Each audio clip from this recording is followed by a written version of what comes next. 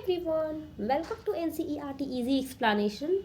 In the last video हमने बात करी थी लॉ ऑफ डोमिनेंस के हवाले से, जिसमें हमने देखा था कि लॉ ऑफ डोमिनेंस में तीन बातें सामने आई थी। पहली तो ये कि लॉ ऑफ डोमिनेंस जो है वो मोनो हाइब्रिड क्रॉस का रिजल्ट था। दूसरी बात ये थी कि F1 जनरेशन में जो पौधे थे वो सारे के सारे अपने किसी एक पेरेंट की तरह दिखते थे। और तीसरा बात ये था कि जो F2 जनरेशन था उसमें कुछ पौधे लंबे थे, कुछ छोटे थे।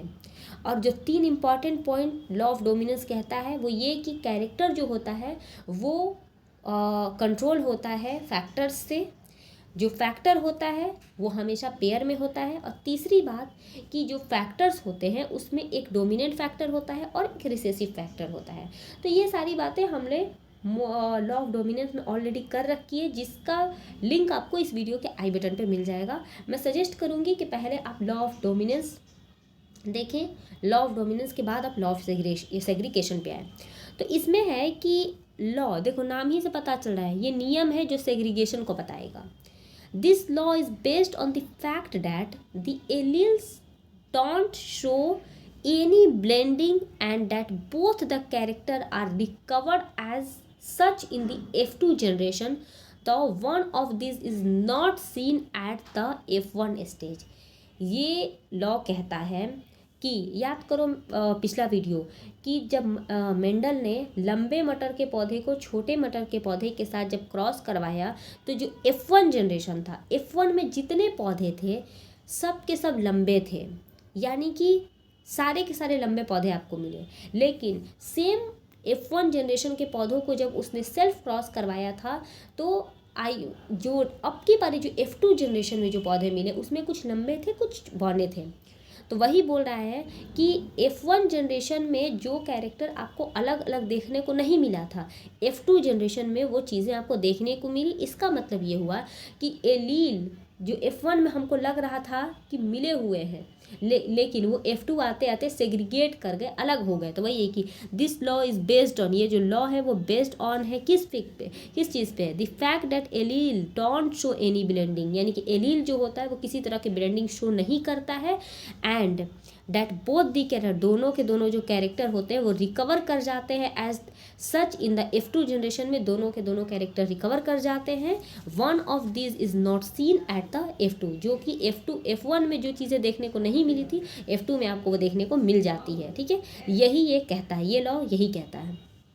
तो the parents contain two alleles during gamete formation, जो पेरेंट्स होते हैं उसके अंदर दो एलील होता है जब गैमिट का फॉर्मेशन होता है। द फैक्टर्स और allele of a pair segregate from each other that a gamete receive only one of the two factors. कहता है कि देखो याद करो, ये हमारा एक पौधा है मान लो, तो इसमें ये हमारा एक पूरा का पूरा पेयर हो जाएगा, फैक्टर का पेयर, फैक्टर या एलील। इसमें आपको दो चीज़ें, दो ट्रेड आपको देखने को मिलेगी। एक ये मान लो लंबा वाला एक बड़ा वाला टी और एक छोटा वाला टी। तो जब गैमिट बनेगा तो एक गैमिट में सिर्फ एक ही ट्रेड जाएगा, या तो ये जाएगा नहीं तो ये जाएगा, दोनों एक साथ गैमिट में नहीं जा सकते। वही कहता है लॉ ऑफ सेग्रीगेशन कि गैमिट फॉर्मेशन में जो फैक्टर्स होते हैं जो पेयर में रहते हैं वो सेग्रीगेट कर जाते हैं, अलग अलग हो जाते हैं। ये लॉ यही कहता है।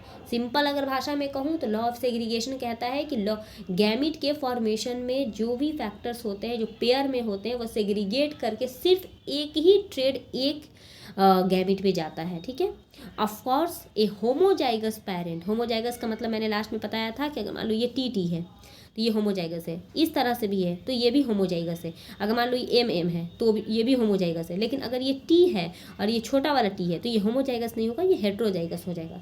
आई होप समझ में आया होगा। ठीक है, तो A homozygous parent produces all gametes that are similar, while a heterozygous one produce two kinds of gamete each having one allele with equal proportion। देखो होमोजाइगस ये है, ठीक है, और जो हेट्रोजाइगस है वो ये है। तो जब ये गैमिट बनाएगा तो ये दो तरह के देखो होमोजाइगस, ये जब गैमिट बनाएगा तो ये इस तरह के गैमिट बनाएगा, दोनों गैमिट में इक्वल मतलब एक ही तरह के एलील जाएंगे। लेकिन जब ये बनाएगा तो इसमें एक ये बड़ा वाला टी है, एक ही छोटा वाला टी है, तो जब ये गैमिट बनेगा तो ये दो तरह के गैमिट्स बनाएगा। वही बात यहाँ पे लिखा हुआ है। ये था लॉ ऑफ सेग्रीगेशन। अगले वीडियो में हम बात करेंगे जो कि लॉ ऑफ सेग्रीगेशन का ही कंटिन्यूअस है। लॉ ऑफ सेग्रीगेशन में ही ये भी आती है जिसको हम लोग इनकम्प्लीट डोमिनेंस बोलते हैं। मिलते हैं इनकम्प्लीट डोमिनेंस में। Thank you.